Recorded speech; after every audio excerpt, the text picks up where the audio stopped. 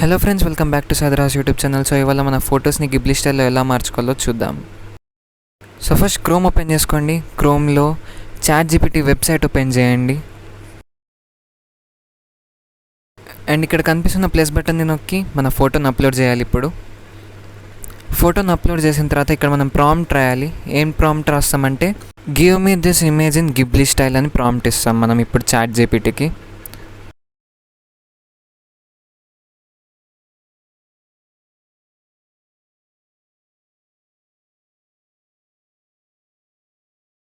కొంచెం టైం తీసుకొని chat GPT మనకి మన ఫోటోని గిబ్లీ స్టైల్లో ఎడిట్ చేసి ఇస్తుంది.